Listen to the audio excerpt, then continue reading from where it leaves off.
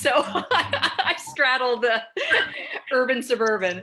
So you're a suburban woman. We're about to go live.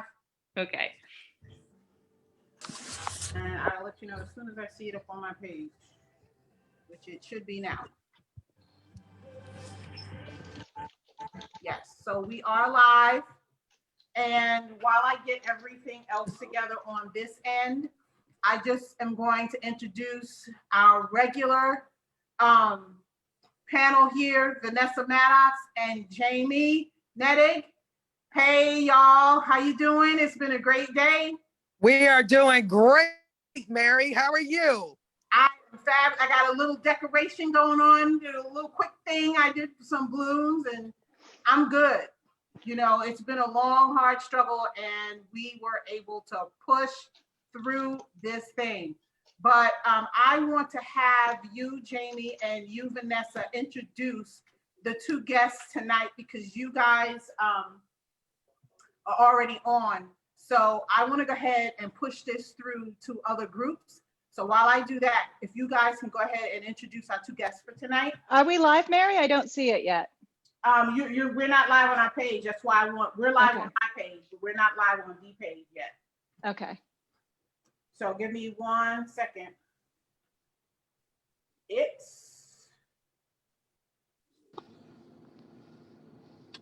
Yep, there we are. So I'm putting it in the group now. Tracy, it's Trovato, right? If I say that correctly. That's it. I'm just triple checking. Mm-hmm. Because I still think Troutman in my head. I know. Old habits. Okay, we're in the group now.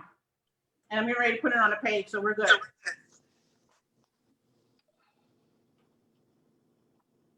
Vanessa or Jamie, one of you? Jamie, go ahead. Okay. Hey guys, I'm so excited to introduce you to my wonderful friend Tracy, who I've actually known since I was probably about 13 years old. Tracy has been a fabulous advocate for the Affordable Care Act. And what she's going to talk to us about tonight that is so important is how we talk about saving the ACA. And one of the reasons I think we want to put this into context as Tracy comes on and joins us is what we're looking to do right now is to unite the country.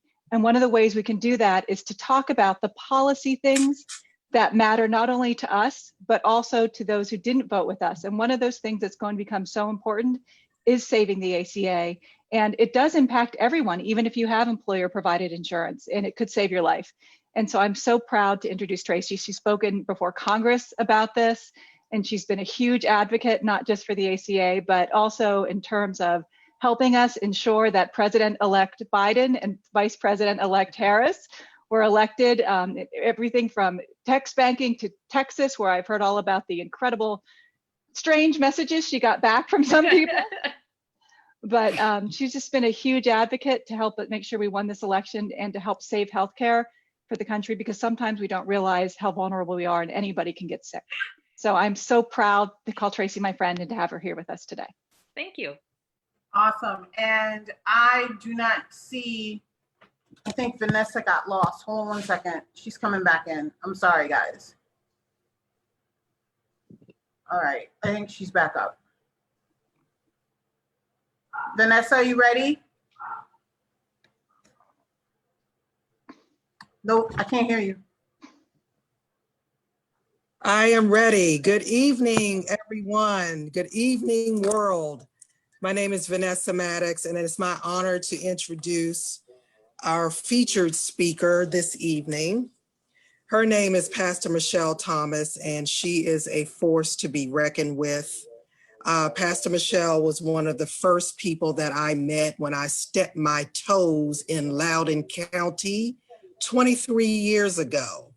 And she is the current president of the local chapter of the Loudoun County NAACP.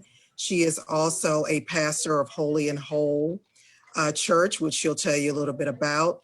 And she is a multi-hyphenate woman who does not take no for an answer. And she and I have been close girlfriends for a long time, and I'm honored to have her here, Pastor Michelle Thomas. Thank you. And Pastor Michelle, I know First of all, I want to say thank you for taking time out of your busy schedule. I already see that you're in your vehicle. So Thank I you. want, so I am going to be obedient and have you just speak to what we just experienced in this election, because I don't know how much time you have to share with us, but I want to make sure that your voice is heard, because I know that there's a lot in you right now, just to share and to say. For those of you don't know, Pastor Michelle also led people to the polls. She did Souls to the Polls. She had those folks dancing at the polls. If y'all saw people dancing on my page, that's her right there. So she has a lot to say. Pastor Michelle, please go ahead. Thank you so much. I really appreciate you guys putting this on. I've been watching you guys for the last couple of weeks, and I just want to thank you for being bold and stepping out. If you notice, there's not many people that's covering the ground, and people come out when it's convenient. They come out when there's something that is hype and is kind of newsworthy, as they would think. But there's nobody here on the ground, boots on the ground, every single day, trying to motivate people to understand the issues. And you guys have really done a great job of that. So yes, I'm the president of the NAACP Loudoun branch, and our branch did something bold, something unique, something that wasn't done at any of the other NAACPs. We decided to take, and I'm sharing this because I want everything that we do here that works, take it. You know, it's nothing, no such thing as, somebody's copying after me. We're laying the groundwork so that we can duplicate success all over this nation. And so what we did in the Loudoun branch, which was very, very successful, we led 3 weekends of marches to the polls. Marches, not one march, 3 weekends of marches to the polls. You may say, well, that's a whole lot. Yes, it is. But there's a whole lot at stake in this election. And so it was necessary. And what we did, it wasn't random, Mary. What we did was we used early voting. We used the last 3 Saturdays that is reserved for early in-person voting on Saturdays. And we drove people to the polls.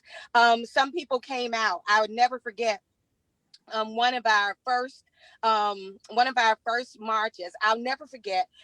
It was in Leesburg, and an elected official, couldn't believe it, said out of her mouth, "Oh, I thought it would be more people than this. I thought it would be more people." That's all the NAACP got. She didn't understand what was happening. Everybody won't march with you. Everybody won't give money to you. But everybody that listens will get the message and do what they have to do. Listen, if you think that it was 100 or 2 people marching with us and that's all we got, what you think about it now?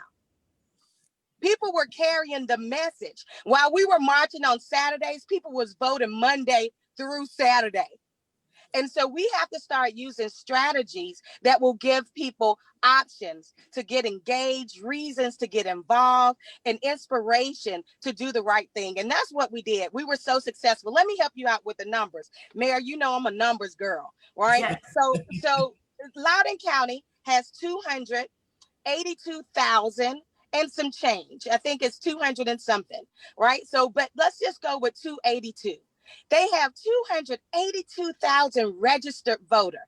In this election, 215,000 of those registered voters voted. They voted. Isn't that awesome?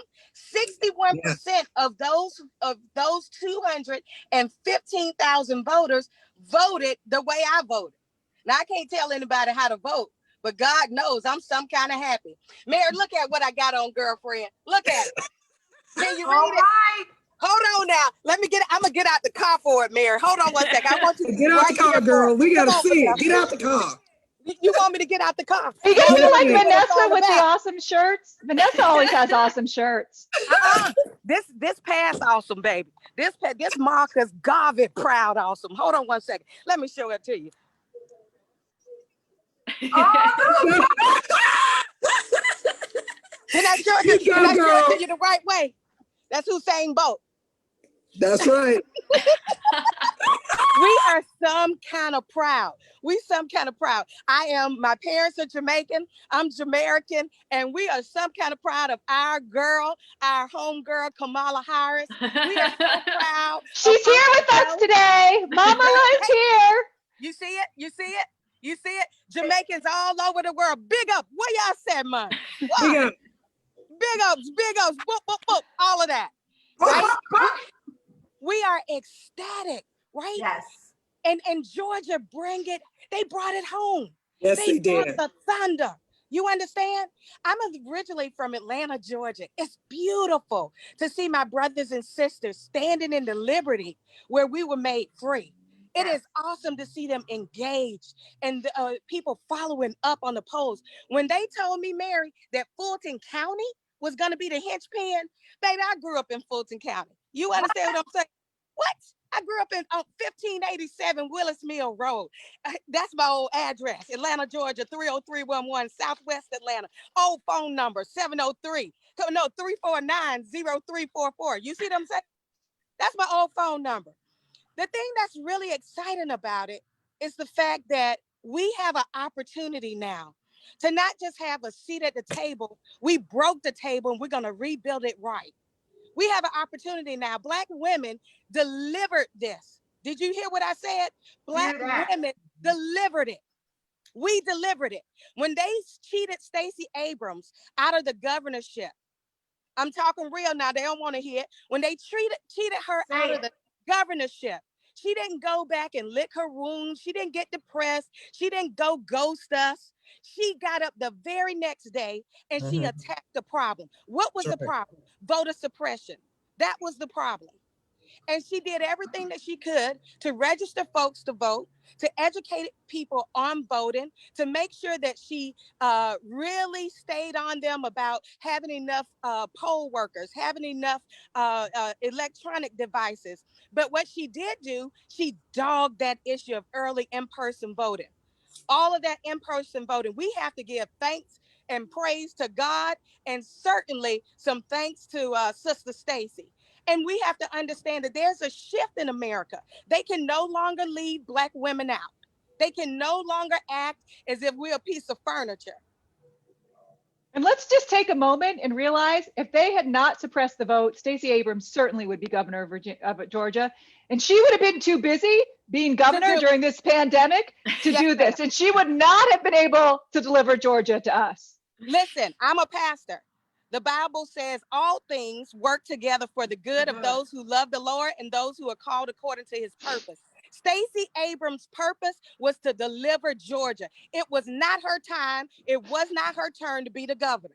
If it is that God has for that, she'll certainly be the governor the next time. But I think Stacey is going to get her a cabinet seat. As a matter of fact, Joe, listen to me, buddy. Put her in charge of whatever the hell she want to be in charge of. Anything she wants. Anything she wants. Whatever she want to be in charge of. You put her in charge of that because she's earned that. She has absolutely earned that. And what we have to understand is now the game has to start. The game has to start. Everybody is looking at it. They're saying, oh, this is a good win. No, it's not. A win is a win, but this is not a good win. A good win would have been a landslide. A good win would have been something that showed a more of a gap between hate and love. Something that showed more of a gap between people who were sane and people who were insane, right? But the fact that it was so close, the fact that it was razor hair, you know, to people that are oppressive of other folks, you know, intolerance of other, it was too close. So what we have to do now is begin to strategize to take over. The ones that have love as an interest, the ones that have the heart for people as an interest, the ones of us that have the mission of Jesus Christ, because I'm telling you, they brought the church into it. So let me go ahead and tell you, if you love Jesus, you're going to love people. And not just the people that's in the womb, you're going to love them when they come out the womb. Mm-hmm. Can I have one amen? Amen. Amen, Pastor. And so if it is that we are going to really, you know, make a serious effort to course correct this country, we're going to have to do it in a couple of ways. Number one, we're going to have to really start participating in local elections. Start paying attention, right? I believe that we're mostly on this line. We may all be Democrats. The question I have for you tonight, are you a part of the LCDC? Yes. Okay.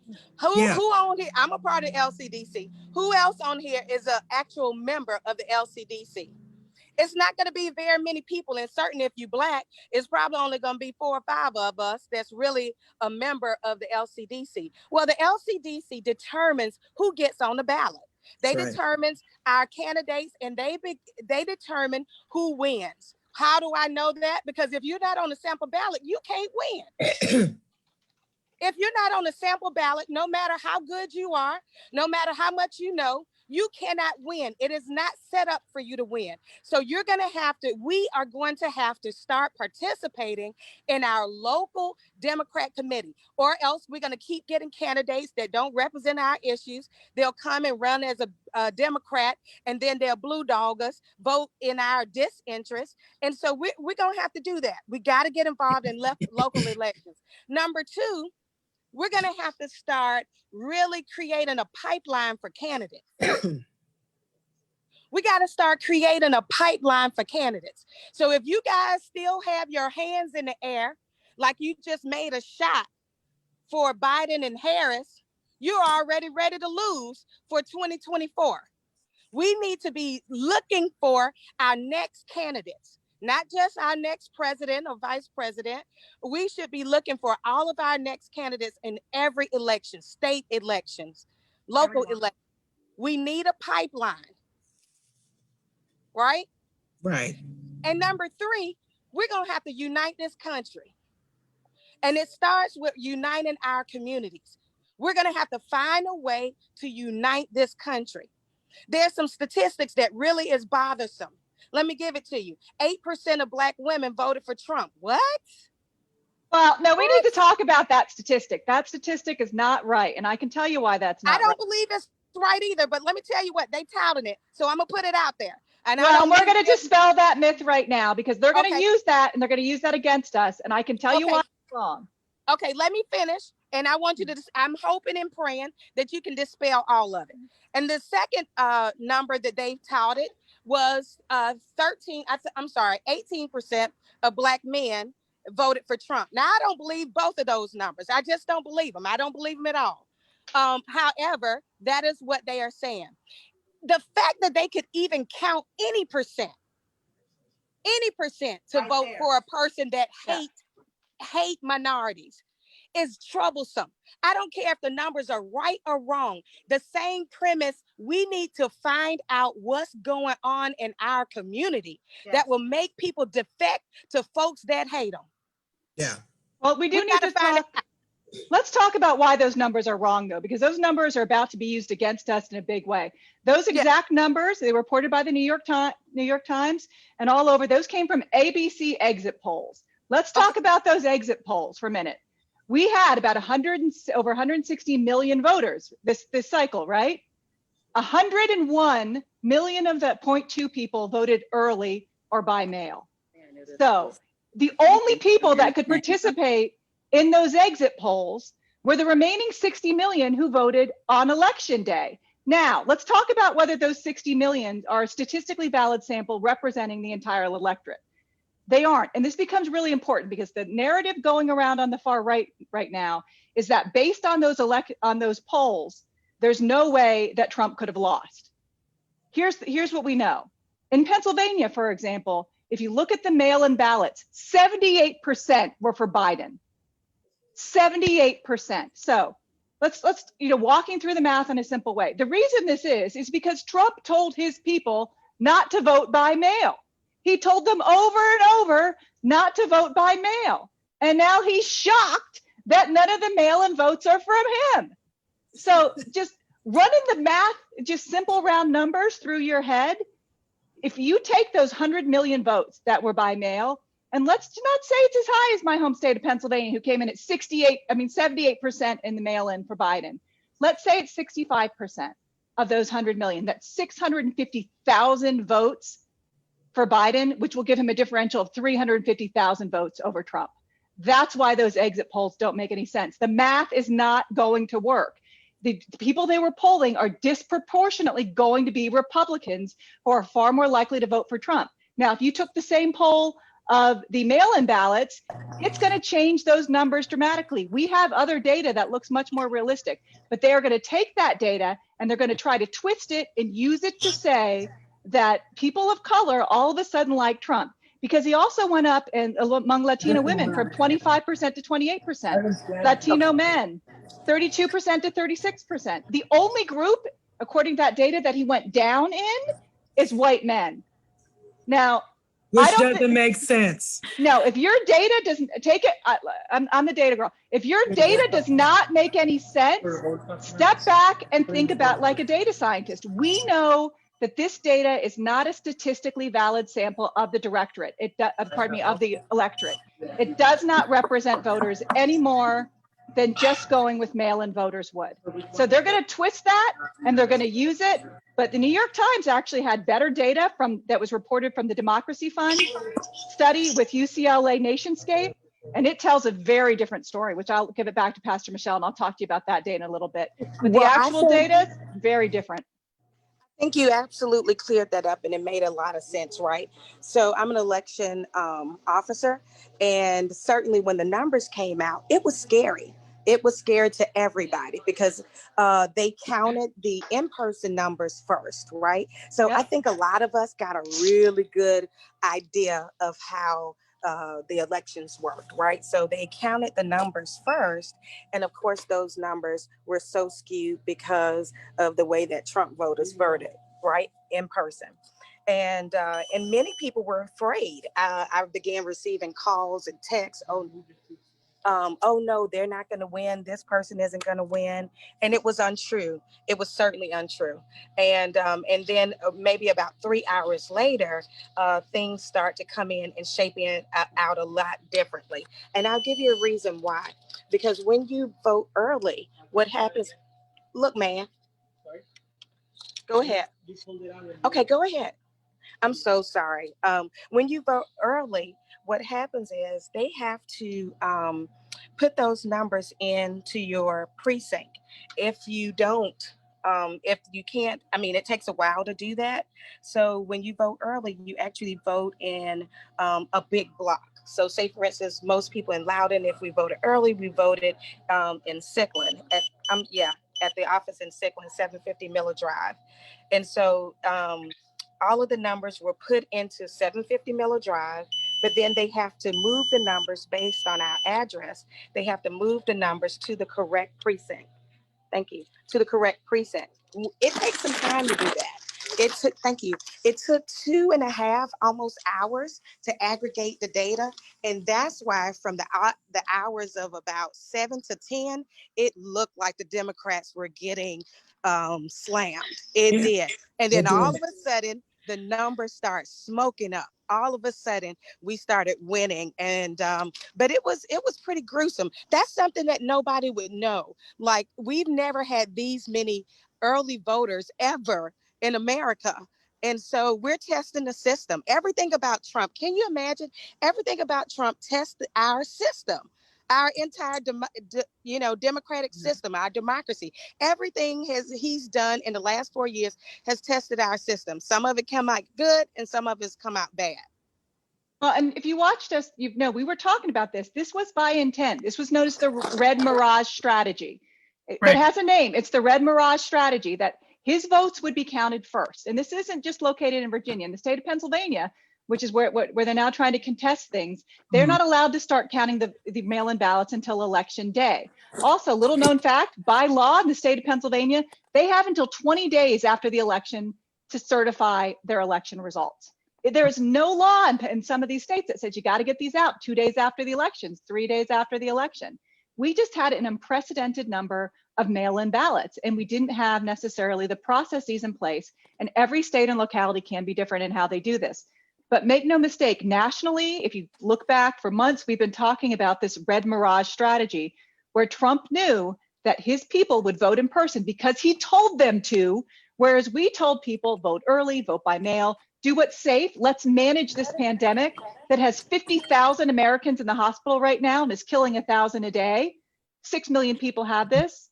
We're getting 100,000 new cases a day. We told people, because of this pandemic, let's be safe. He told his cult the opposite. And this was a strategy. And let's talk about just the second piece of the strategy, because it goes a step further. So not only do you tell people to tell them to not start counting the votes until the day of the election, you then go to court and ask them to throw out any of the ballots that were counted after the election. And then you tell your base to tell them to stop the vote, to stop the count. And let's remember, the largest block we normally have of mail-in ballots, you know where those are coming from overseas? Yeah. Are active duty troops. Right. But he doesn't care. It was so amazing that this guy would try to disenfranchise the very people that's fighting for our safety. It's disgusting, actually. Those are the people, if anybody's votes that should be protected and we were going to prioritize them, it would probably be those that's fighting for our safety. But it is a strategy. But we also learned a lot. And I think we're leaving something else about that strategy. He also, they have been calling for civil war. They have been calling, it was a soft call, and then it began to really, with that stand down and stand by, that was a dog whistle. It was in your face. And so what they wanted to do is create calamity at the polls as well. They wanted people to be standing side by side with Trump voters who have a history of being aggressive, and they wanted that breathing and that confrontation. And we didn't give it to them, baby. We did not give it to them. Instead of giving that to him, you know what we gave him? We gave him an eviction notice.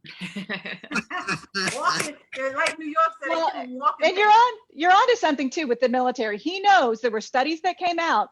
The military had turned on him.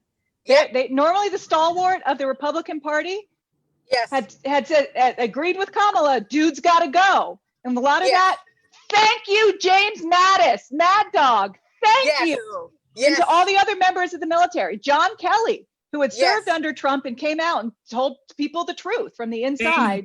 James Brennan told the truth and kept telling the truth. Absolutely. We needed everybody. They began to put country over party, right? And that was something they weren't willing to do at first. Once they learned how, dangerous this leader was, they decided to put, country over party. And so, yes, the military certainly understand good leadership, and they paid attention. Mad Dog, I think he did a lot. Kelly did a lot. I really believe that. And the thing that we ought to your point about getting on board and trying to help Trump, look at all these people who tried to help Trump. We're all on this plane if it crashes. So yes. I hope that the same way that I sincerely hope Trump would be successful when he took office, people get behind Biden. We need to unify the country right now. And there are some things that we can all get behind. We need to strengthen and expand the ACA. We need to deal with this pandemic. That if at 1,000 people a day, we have 74 days before the inauguration, that 74,000 more American lives lost. Yes, there's also something, and I agree with you 1,000%. But let's try to figure out how it is that we can get behind them. The way that we get behind them is to make sure that everybody in Georgia votes, because we need that Senate. We have to take control over the Senate. Those are the two most important elections that we're going to have. And making sure that those two gentlemen get into office is going to really dictate and determine how much power and how much course correction can Biden and Harris do. Because if they don't have the Senate, we're going to have a problem. Thank God we have the House. But let me tell you, let's be clear. We lost 7 seats. We lost 7 seats. We did not flip 1 Senate seat. Yeah, think about that. No, we flipped one. Did we flip one? Who did we flip? One. It was the woman who, it was a man. He just flipped yesterday. Okay. I think we flipped 2, but we lost 1. So we lost Doug Jones in Alabama, but we picked up, we took McSally's seat with That's what was. Gabby Gifford's husband, Mark Kelly. Mark Kelly, the astronaut. The astronaut. And then we got another one, Hickenlooper from Colorado. Yeah, we got Hickenlooper. Yes, we did. Okay. Yes. So you think Yeah. we flipped 2 seats? Well, we flipped 2, but we lost 1, so we netted 1. Okay. So we got a net 1, right? That's a problem. That's a problem. We need to be flipping seats. So our next strategy has to be for us to, number 1, get these 2 candidates elected, 2 Democratic candidates out of Georgia. Find a friend, find a neighbor, somebody you went to college with, an old boy that you tried to date. Anybody, call exes, it don't matter. People that went to school with somebody else you went to school with, I don't care. 6 degrees of separation, we need to call all 6 and make sure that we're getting these people to the polls, seriously, because the last thing we need is Mitch McConnell stopping progress, and God knows he will do it. He's Yes, he happy will. to do it. He's happy to do it. And we know that if it comes down to it, with Amy Coathanger Barrett on the Supreme Court, we will lose That's the it. ACA. We will lose That's the it. ACA during this pandemic. That's it. And the funniest And if thing you about survive, it you could is, go bankrupt. the funniest thing about it is, it's such an oxymoron to me. I just almost grab my hair out when you have people who profess to be Christians Yeah. talking about the unborn babies, but they want to get rid of the ACA. Right. Well, and I hate that's why Tracy's here to talk to us through that goes. But I do want to, the analysis during the first 3 years of Trump's presidency. I'm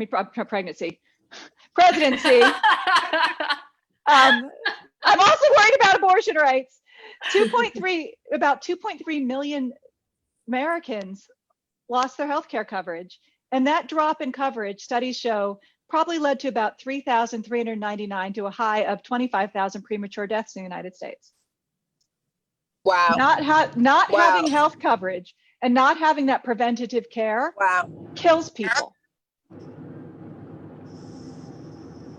This is something, as we look for things where we should be able to work across the aisle, getting people coverage so that they can afford, so that they have not only affordable, but accessible health care. Right.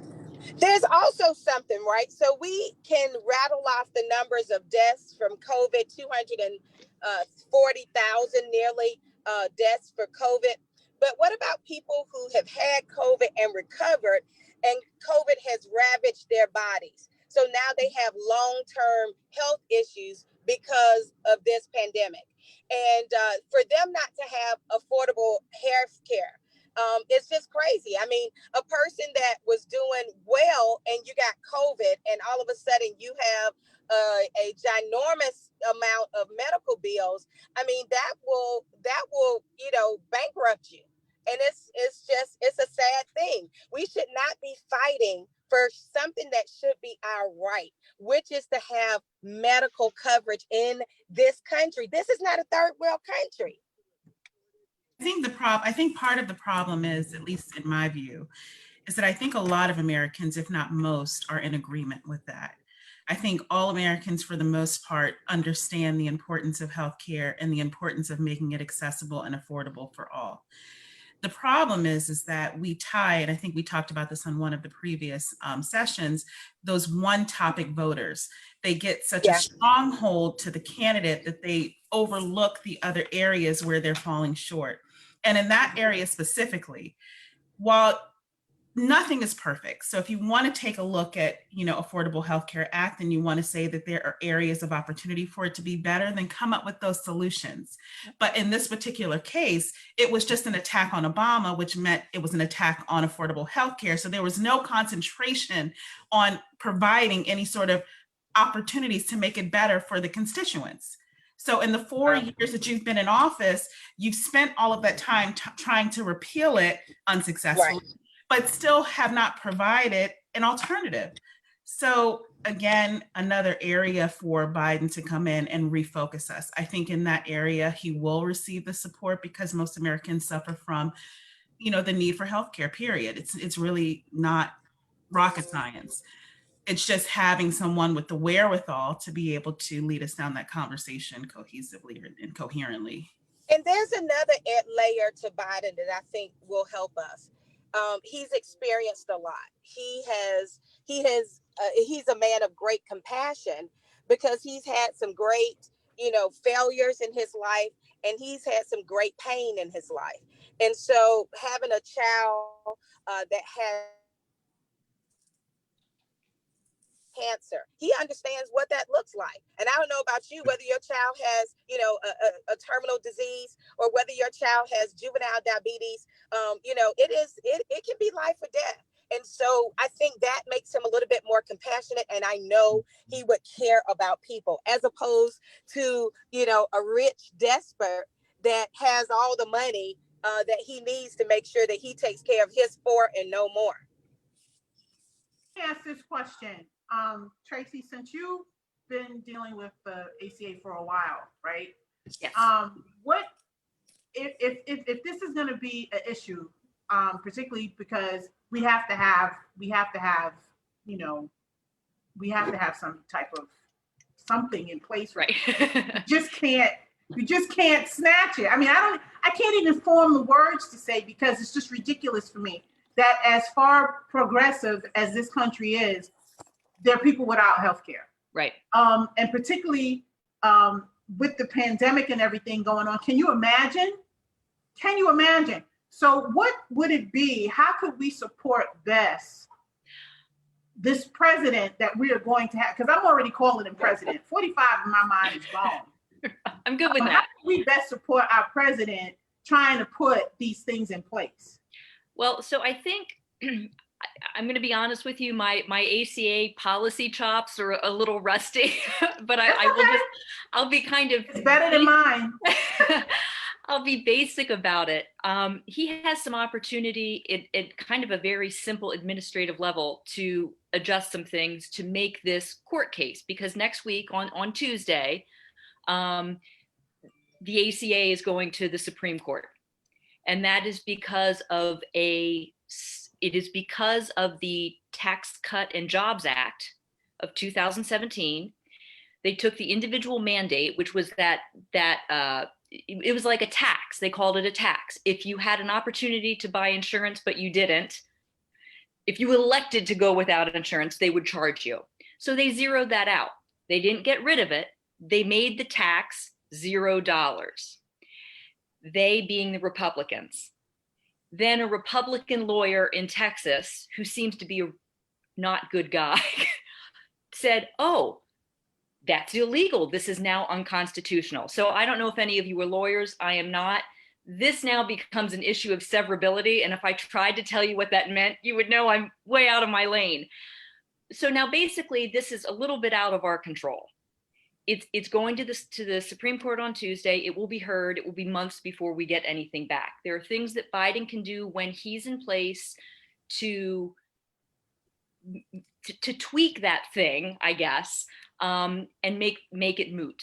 But then how do we move forward? Because what we know is that the ACA, for a lot of people, and a lot of people who are like self-employed or making decent money, but for some reason don't get their insurance through their employer, there's this gap, and it's not affordable at all. And they're saying, well, this isn't affordable for anyone.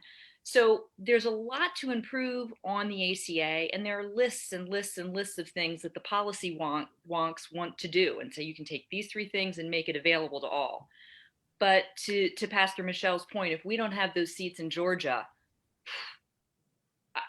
it's never going to get through. McConnell's not going to put anything that we want to make that policy better, because they're happier seeing Obama fail. They want that to be his failure. And again, no one's ever offered another plan. They've had 10 years and they still haven't come up with a better alternative. So Tracy, I know that lots of folks who have employer provided insurance don't seem to understand that they're getting benefits from the ACA as Right. well. And this is something that saved your husband. Right. Would you mind telling us Sure. a little bit about that and because why this matters Right. to those of us with employer provided insurance? And I think this is what could be the across the aisle conversation. So when my husband was diagnosed 7 years ago with B-cell ALL, of course, you go to the hospital right away. And then I had to come home alone because he was in the hospital for 11 days. Um, and I went through all of our insurance papers and I found a paper that said we have had a lifetime cap of $1 million. My husband works at a very affluent school district in the suburbs. We have always had what we thought was good insurance. And suddenly I'm standing or staring at a piece of paper that said $1 million. And my husband has just been diagnosed with leukemia. So the first question. And let's just be clear. You can go through $1 million worth of leukemia treatments in a year very easily. Oh, in a year. A couple months. Earlier than a year. So this isn't like this is a lifetime cap. This is oh God, we're not going to get through this first round, right? I mean, what we were looking at was, could we make it and would he get all of his treatment? And so as soon as he came back from his first hospitalization, we called the insurance people. And the woman said to me, "Oh, ma'am, you're looking at an old piece of paper. Mr. Obama, President Obama took care of that." When I started to talk about when Trump was elected, and I got very anxious because people weren't, he was on the news saying, "We'll take care of kids who want to stay on their insurance policy." He was saying, "We'll take care of all the popular things, but we're going to get rid of Obamacare," which does not work. You can't just keep the good stuff. There's other stuff to support that good stuff. It's compromise. But when I started expressing my concern because of losing the ACA, I had people who went to college who looked at me like I had 6 heads. "Why do you have the ACA? Carlo has a job," as if that was a failure. People do not understand, if you have an employer and sponsored insurance, the ACA kicked in for us 3 years before people could buy the ACA on the exchange. It banned lifetime and annual limits. It allowed children who were in grad school or whatever to stay on their parents' policy until they turned 26. And the thing called guaranteed issue, which is what we kind of loosely call pre-existing conditions. Insurance companies couldn't ban you because you were sick or you had been sick before. So also to Michelle Pastor's comment about, how are we going to, if people get COVID, then they've got a lifetime of sickness. Yes, she's right. But if we lose the ACA, even if you have your employer sponsored insurance, you may lose that coverage. Because it becomes a pre-existing condition if you change insurance, because now you have a gap. Pre-existing condition. And it's ridiculous because now you're also married to a job for the rest of your life because you might be able to keep it with that job, if your HR department's going to fight for you, but you're going to stay in that job for the rest of your life. So the ACA, yes, it helped get 20 or 30 million people who couldn't get insurance before. That's awesome. But the part that we keep not talking about is that 156 million people who have employer and sponsored insurance, ESI, employer sponsored insurance, that ACA took our plans and made them infinitely better. 55% of us before the ACA had a lifetime cap. And you may not have known it unless you had cancer or unless you had premature babies, or unless you were hit by a train. No one knew that because you don't always have to use it. And that is the toughest conversation because still, and I have friends who are medical doctors, they're good friends. And when I talk about the ACA, they say, "What are you talking about?" Well, and Carlo wasn't sick before, right? I mean, this could happen to any of us. He was an athlete, right? Like he was training for his first, he was about 15 miles a weekend for training for his first marathon, which he couldn't do. And I thought, I kept yelling, he'd come home and he's exhausted. I'm like, "Oh, yeah, baby, you're just not eating well." As it turned out, his blood was trying to kill him. I can laugh at that now because he's healthy. I'm not cold. Right. But I really do think, and it's something that I need to get better at. I kind of end up talking to, I do a lot of, I've had an opportunity to talk with senators and stuff. But for us to talk to our friends and say, "How do you get your insurance?" "Oh, you do? Oh, you have it through your job? Did you know?" Because people are still walking around quite blind thinking that if the ACA is repealed, it's going to happen to these people, not me, because I have insurance through my employer. Well, you'll keep your insurance through your employer, but you're going to lose a lot. See, I didn't know that. Yep. Hey. That is a good thing for us to keep on the forefront and to like let people know, because I had no clue. And I'm one of those like, oh, I have insurance through my job, I'm good, that kind of thing. Yep. But didn't know how good I had it and how good I won't have it should this go away. Yeah, That's and if you huge. get sick, People don't know that. Yep. That $1 million cap could come back to any of us, even those of us I have really great insurance. It could come back and hit me. Right. And as a chronically ill person, I have some stuff. I admit that. I've been at my job now 5 years. I could stay at this job at another 15. I could hit that cap just over the 20 years I worked there and have to change jobs because I've now hit the cap, and then worry about whether my conditions are pre-existing if I have a gap. Yeah. And after this, if there's a place where I could send, I have some amazing people. I knew nothing about this until Trump got elected. I had never called a senator or a rep. I don't even know that I could have told you who my rep was. And I had to get educated quickly on the ACA and how things work. So I have a ton of resources. If any of you or the people who are watching want some great people, helpful people to follow on Twitter or resources, because it can, sometimes they get a little in the weeds, but if you stick with it, you can find the basics. And if the ACA is repealed, we all stand something to lose. And I think you hit on something really important where I think this group can come in and be helpful. We've done a great job with voter registration. We need more voter education. Now that we've got people registered. Yeah. Kim and I were just talking about that this afternoon, about voter education. Registration is great, but people need to be educated on the process. Because it's just way too important. It's way too important. We need to understand the difference between the midterm elections and the general elections, and that, it's just important. It's just as important for you to vote for your local mayor or your community school board or the board of your county board of officials as it is voting for the president. We've said this for the past couple of weeks. It's really important for us to vote for the people in our area, even our HOA people. It's important for us to be involved in those things, because those are the people that we can see, feel, and touch. And we can't touch the president. We can't get to Kamala, and we can't get to well, we kind of can, but well, you can, because you paid $35 for that one. She's here with me. Mama is here. But seriously, we can't sit down and have a conversation with them or pick up the phone and talk to somebody, but we can do that to the people that are in our local community. And then they can take our concerns if we're loud enough, if we're in numbers, if we have backing enough to let them know, if you don't take care of our concerns, your seat can be filled too. Right. And we know this works because we watch the far right do that. We watch the Tea Party do it and rise to power. And now the scary thing is we're watching QAnon followers do it. Yep. We now have, the Republicans have more followers of QAnon in the House than they have African Americans.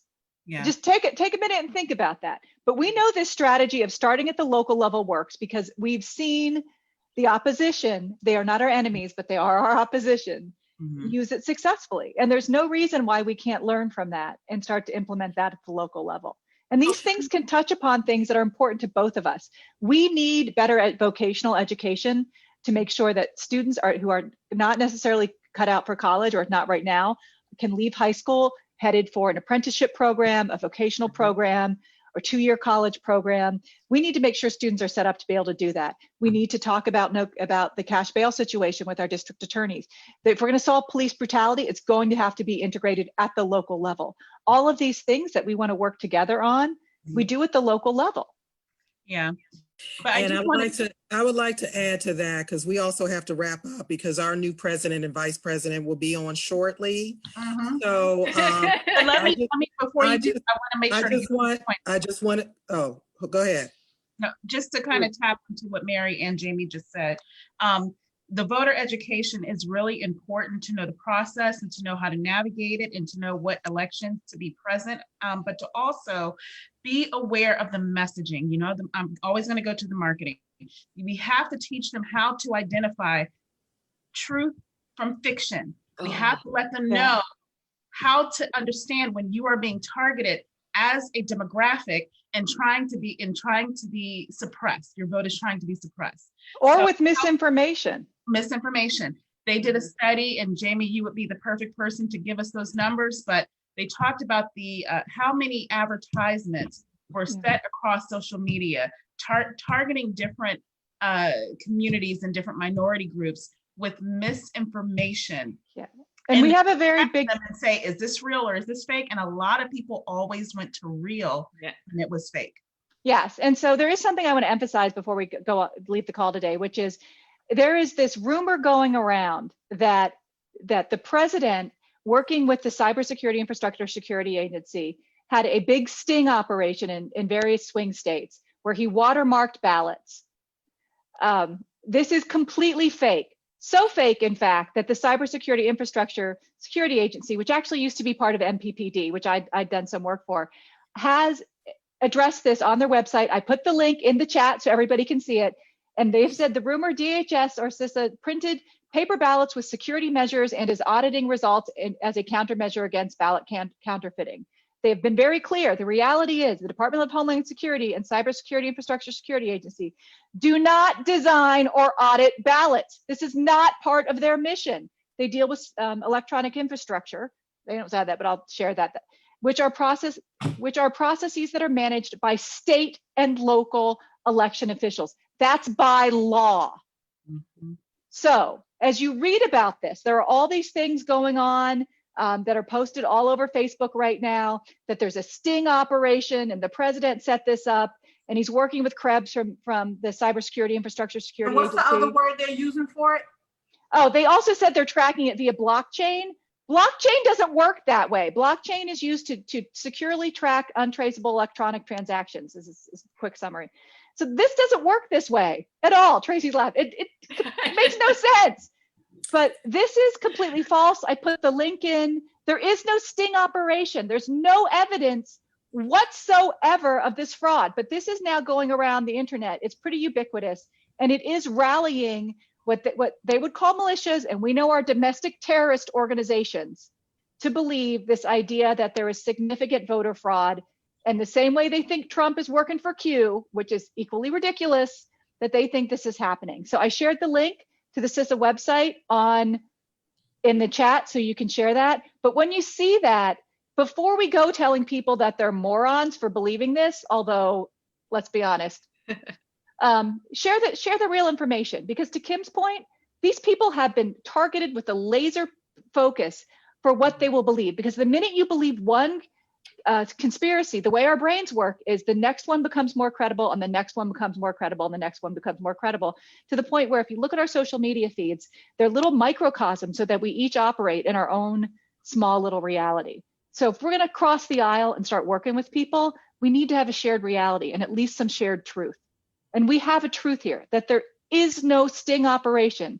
The federal government is not printing these ballots. By law, it's not what they do. There's rant over. By the way, Jamie, the links are not in the chat. Can you put them in there, please? Yeah, I didn't see it. Can we share those also on the there's a whole bunch under the Suburban Women for Democracy page. I thought you meant in this Zoom chat. Nope, they're on the Facebook page already. And Tracy, can I ask you to please share those resources that you mentioned for the ACA? And I just want to mention that Mary and I are going to be standing up a PAC. It's going to be a national PAC for women, particularly targeting Black women and women of color who want to run for office. And we're going to be opening up this PAC for everyone with no buy-in limit. Okay, that's the important thing. And also I wanted to add that we're going to have a very strong educational component within the PAC where we literally teach voter education, and we take people from their mayor, town or city council, board of supervisors, state senate and state house, and on up the chain, because people don't even know who their mayors are. All right. I've been in politics since I was 16 years old. I take for granted a lot that people know what I know, but they do not. Okay. They don't know. So we need to stop assuming that people know even who their town council person is. They don't. Or who their Okay? sheriff So is. it We're is up working on. to us. It is up to us to educate as much as possible. Now, if we educate and give them this information and they do nothing with it, that's on them. I did want to thank Tracy, who's I've known for a very long time, for coming on as a. Thank you, Tracy. Thank you very much for having me. This was a lot of fun. Thank you, Pastor Empowering. Michelle, wherever you are. Yes, thank you, Pastor Michelle. Yeah, and for I don't know everybody where Pastor Michelle, what happened? I think her line dropped. She froze and then dropped. Yeah. And if you but, guys see it things, was awesome having her on tonight. when you guys see things that you think aren't true, post them in our group. I will get out there and I will do the research, because I might not know the answer, but I know somebody who does. I know a guy, or usually a woman. But we've got this great team. Vanessa knows so much about, she knows everything about recruiting, and she's been an elected official, and Kim knows everything stuff, and Mary knows stuff, and I will reach out to Tracy on the ACA. We will get you some real information. We're not going to operate in rumors and innuendo. No. We're going to operate in facts and truth, and we're going to be able to work together and support Biden and being the great. We want him to be the great unifier.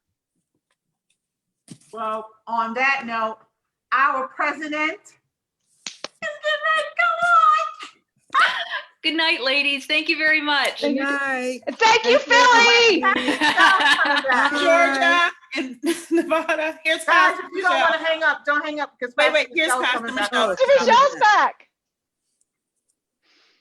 Let's see. There Hey she guys, is. I should see if I could get this thing up on the screen. So but- how's, No, wait, we forgot our other special guest. Oh, We have, the count. Mary. yes, the count. How could I forget the count? He's responsible for counting all those votes. Thank you. Thank you. so Thank you. Pastor Michelle, how's your finger? Oh my gosh, it's getting much better. Thank you so much. Good, good. Do you have any parting remarks? Stay woke.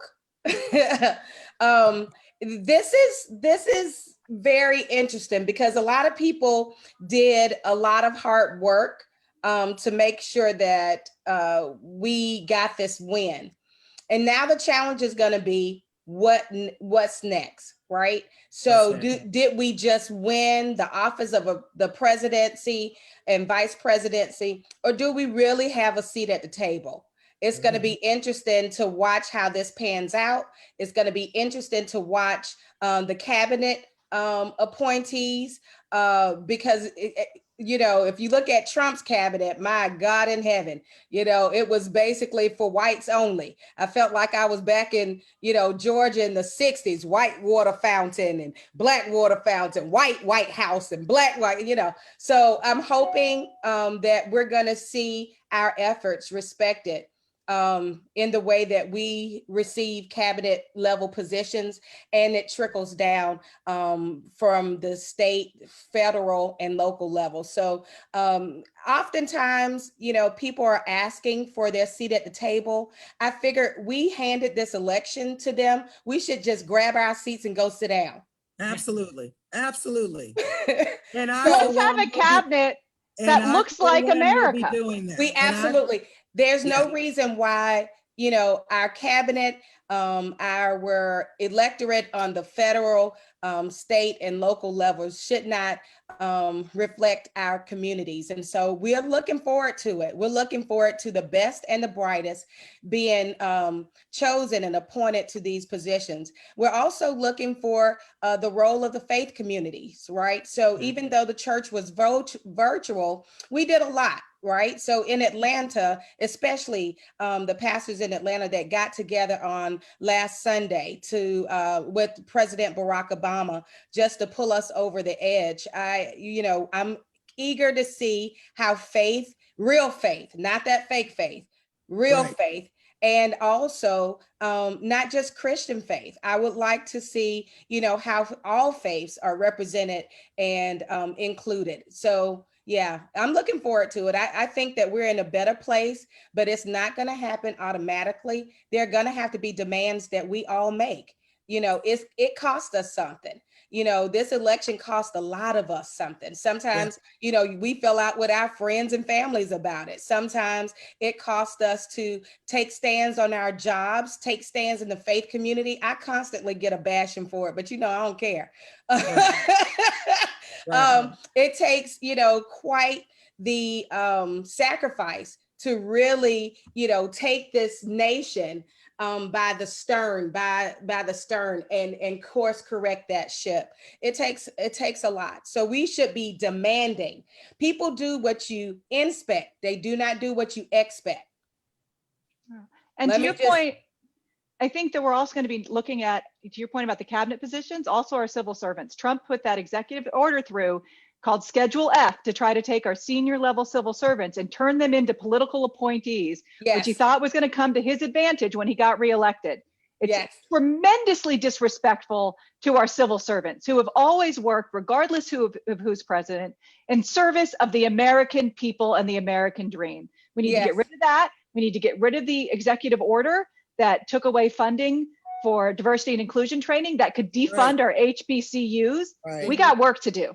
No, he needs to do exactly what Trump did when he got into office, crowd all of his people around him and sit at his desk with that book and just one by one sign, show it. Every executive order. Sign, show it. Can we just Pelosi with every executive order?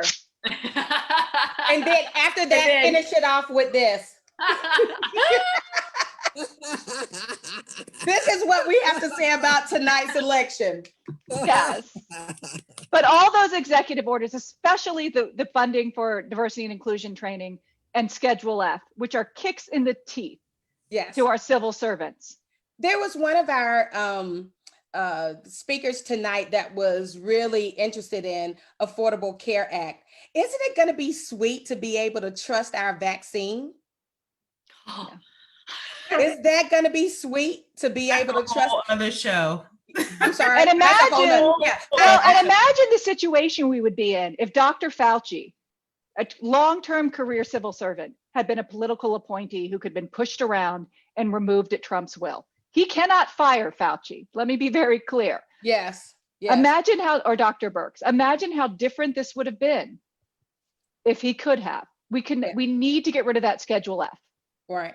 And there's a lot of things that we need to do, right? So we need to take a good long look at the Constitution, and we need to make these amendments to our Constitution because our Constitution gives too much leeway and room for tyrants. There's not been another president in history who has tested our Constitution. We need constitutional scholars that would work the next 4 years foolproofing, and I mean FOOL, because we elected a foolproofing our Constitution.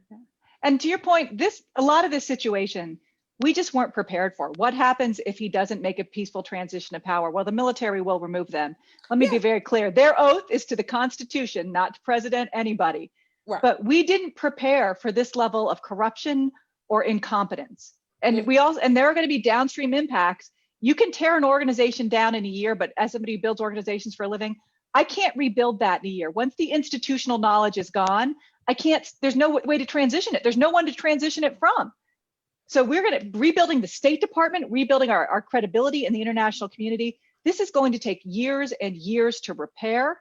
And we need to make sure that we start putting more checks and balances in place to make sure this cannot happen again to the American people or to the world. And we're very lucky when Joe Biden comes in, we're going to go right back into the Paris Climate Accord. We're going to start to save this planet. And we also acknowledge the period that this kind of puts us in. This is a very sensitive, I think, time as we go through this transition, because like you said, the global community is watching. Sure. Many of them are, hoping for our best, but some of them are not. And with this level of chaos and this level of disenfranchisation at all sectors, this puts us at risk. And I think we have to all be diligent and be aware of the position that we're in. Our near peer adversaries are watching. China and Russia are watching, and so are terrorist organizations. If it looks like we cannot make a peaceful transition of power, this makes us significantly less safe. We are more vulnerable. And the vulnerability is not that wall. Let me be very clear. The only wall we are building is the blue wall. But the places that are dangerous for us are our ports, Sure. And people coming in through regular travel.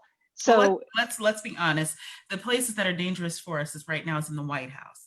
Because unfortunately, I wish I had a president that would protect us from those issues, but I almost believe that I have one that would welcome it, because he's just spiteful that way. So, I think as individuals and as constituents and hopefully as community organizations, there is some level of banding together to be preemptive, knowing that we're going to go through a difficult transition, most likely. And since 9/11, I'm sorry, go ahead, Pastor Michelle. No. I'm sorry. I also want to invite you guys to, in your communities and in your sphere of influence, start to do healing circles. What I mean by that is get together with your friends and get together with people that maybe, vote different from you, the ones that are reasonable, and begin to grow your network of healing in that way. Because the truth of the matter is, this is over. The election is over. Now it's time to govern. Now it's time to heal. Now it's time for every one of us, not just the president, every one of us to heal and lead. And so tomorrow in Lansdowne, we're going to have an event that I think all of us can enjoy and galvanize around. And that is the 6th annual Belmont Slave Cemetery wreath laying ceremony. And that's where we recount the history right here under our feet of the Coton Plantation and also the Belmont Plantation.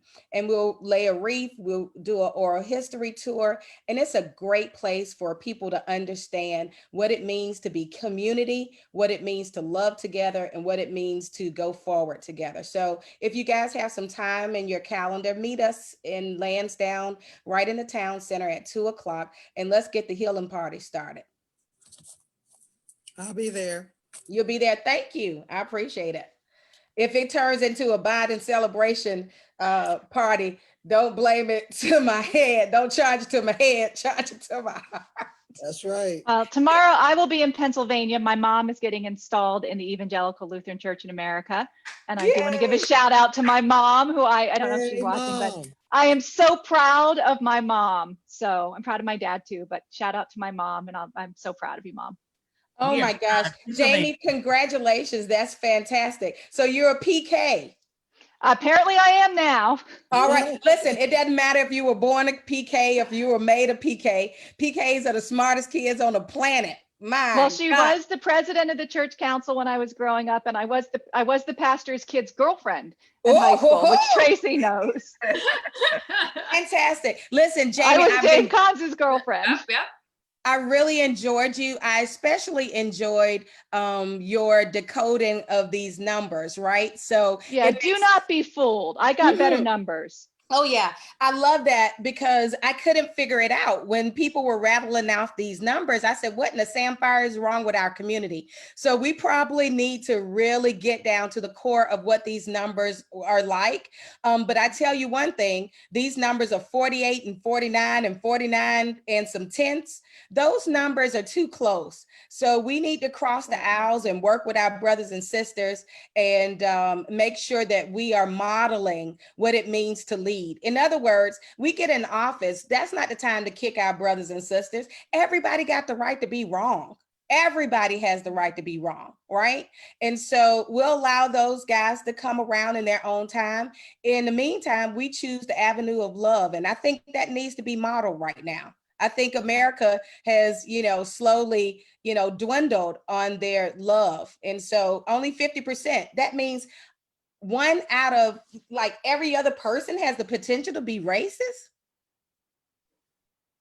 Well, but let's not, to your point, let them use these numbers, because what they're going to use them to is to say, look, Trump isn't racist. Look, 8% of Black women voted for him. They're going to say 18%, but this is not true. It's 18% of those 60 million people who are disproportionately Republicans who showed up at the polls. You're going to get very different numbers from the 100 million people who are largely Democrats. Baby, you need to type that talking point and post it on every bit of social media you can think of. I'm telling you, Jamie, that's the jackpot. Type it out, baby doll. Post it on, make a meme, a TikTok, or whatever you want to do. The other thing they're going to use that to do is to say, look, these percentages that we had as exit polls don't line up with the election results. And they're going to use that to make it look like there's fraud. Right. It's not fraud. It's that 100 million people voted by mail and they're Democrats, and 60 million people voted in person and they're largely Republicans. Yeah. This is just math. It's like they said, the same people who were pissed off at science since COVID started are now getting their butts handed to them by science's big bad brother, mathematics, right? Yeah. So, and you have to be careful, right? So, things can be skewed. That's the only problem with discrete math, is the way that we skew that thing.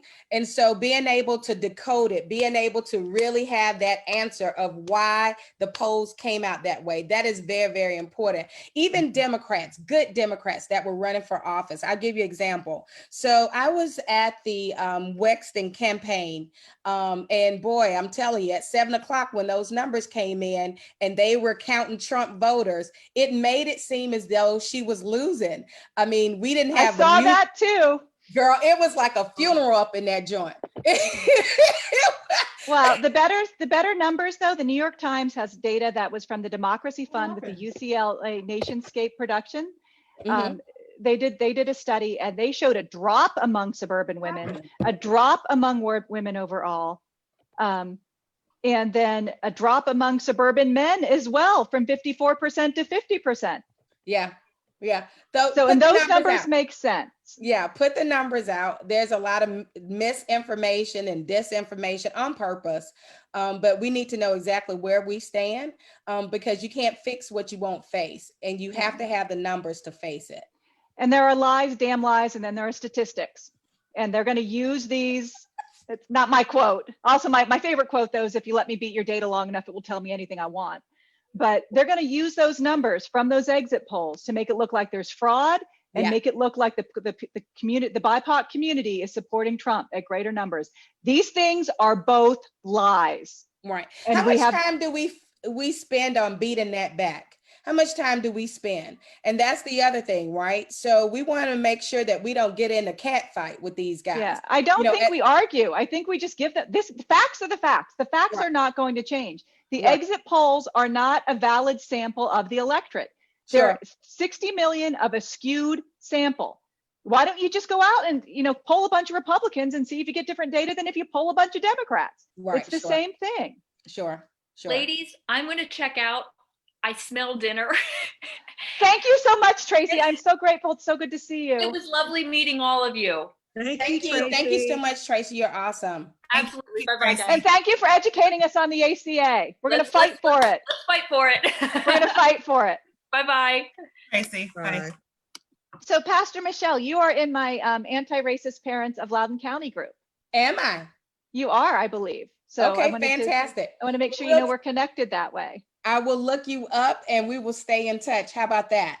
Yes, because that group after the election, we would like to, as an aside, while we're waiting for our president-elect to come on, we would like that group to become more active after the election. And I was going to hit you up to maybe help us out a little bit about what we can do to fight against what's going on in our public schools. I got you. I appreciate that.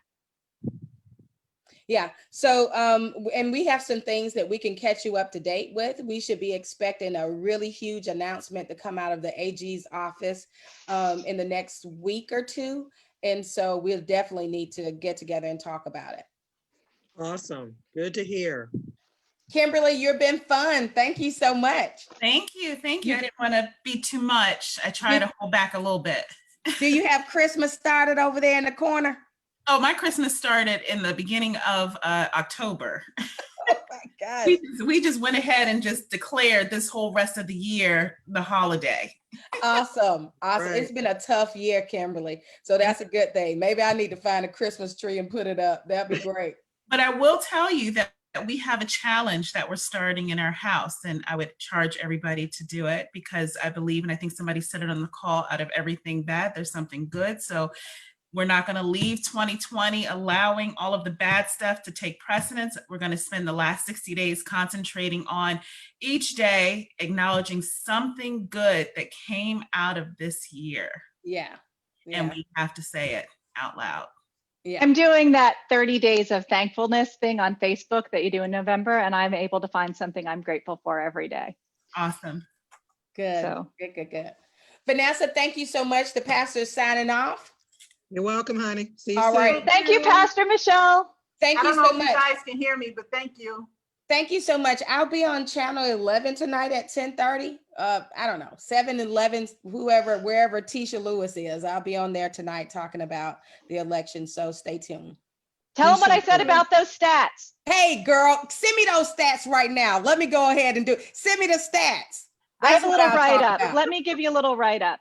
I'll send you. I'll put it in the chat. Jamie, I'll send you her email address and you can email it. Okay? No, send her my cell phone number so she could text it. Oh, okay. Even better. Jamie, don't forget, because I will bring that out tonight, okay? Okay. All right. Thank you. Bye. Bye, guys.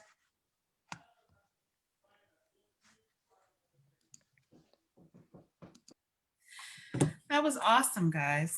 That was great. Yeah, I don't know. Can you guys hear me? We can hear you. We can't see you. Okay, yeah, because I'm screen sharing. So, Are we still waiting for him to come on? Yeah, we're still waiting. No, you don't have to. You know, I think they already got Joe a beast. They A got what? 2 beasts. I think Joe rolled up in a beast. They got his beast. Is Kamala with him? Is Kamala with him, or does she have her own? Kamala is with him, and I think they're sitting in the beast right now. Oh, he got his beast. So, Mary, can we wrap up? Can you take us off Facebook? Yes, we can wrap up. Thank you all for being here tonight. We thank our guests that were here, and Thank you, Tracy and Pastor Michelle, if you're watching. yes, Thank you, ladies. both Tracy and Pastor Michelle are both welcome back anytime. I want to just thank everybody before the team goes off. I want to thank all of you ladies for your effort, your time, your compassion, everything that you put into these shows so that our members are informed and aware. I really appreciate it. Every minute, every second, I want you to know I appreciate it. And to everybody that's watching, thank you for every postcard you wrote, for every letter you've written, text message, phone call, whatever it was that you did. And I want you to sit back tonight and watch the work of your efforts. All right, you guys take care. Have a great night. You too. Bye-bye. Bye, everybody. Bye.